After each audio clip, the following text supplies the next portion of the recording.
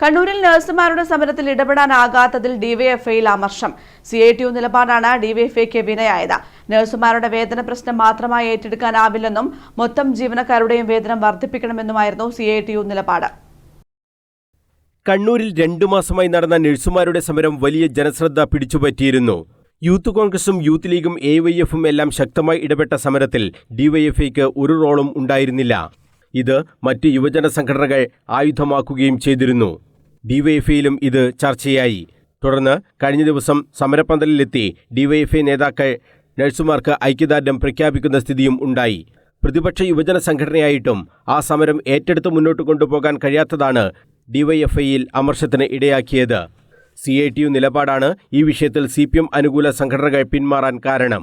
CITUവും BMSും INAയുടെ സമരത്തോട് മുഖം തിരിച്ചു നിൽക്കുകയായിരുന്നു. ഇതിനെതിരെ INA കടുത്ത നിലപാട് സ്വീകരിക്കുകയും ചെയ്തു. വേതന വർധനവ് നഴ്സുമാർക്ക് മാത്രം പോരെന്നും എല്ലാ ജീവനക്കാർക്കും വേണം എന്നുമായിരുന്നു CITU നിലപാട്. പ്രത്യക്ഷത്തിൽ നോക്കിയാൽ അത് ശരിയാണെങ്കിലും നഴ്സുമാർ സമരം തുടങ്ങിയ സാഹചര്യത്തിൽ ആ സമരത്തിന് ഒപ്പം നിൽക്കേണ്ടതായിരുന്നു എന്നാണ് ഡിവൈഎഫ്ഐയുടെ നിലപാട്. അല്ലെങ്കിൽ മറ്റ് ജീവനക്കാരെ കൂടി സമരത്തിൽ അണിനിരത്താൻ CITUവിന് കഴിയണമായിരുന്നു. ആശുപത്രി മാനേജ്മെന്റിന് വേണ്ടി മാറി നിന്നു എന്ന ചീത്തപ്പേരും CITU ഉണ്ടാക്കി എന്നാണ് ഡിവൈഎഫ്ഐയിൽ ഉയർന്ന വിമർശനം. സമര സഹായ സമിതിയുടെ ഭാഗമായി കോൺഗ്രസും CPIയും സജീവമായി നിലകൊണ്ടിരുന്നു. അഡ്വക്കേറ്റ് റഷീദ് കവ്വായിയും അഡ്വക്കേറ്റ് V അജയ്കുമാറും നഴ്സുമാർക്ക് ഒപ്പം പാർട്ടിയുടെ പ്രതിനിധികളായി നിന്നു. CPMനെ ക്ഷണിച്ചിട്ടും പ്രതിനിധികളെ അയച്ചില്ല. അതും CITU നിലപാട് കാരണമായിരുന്നു.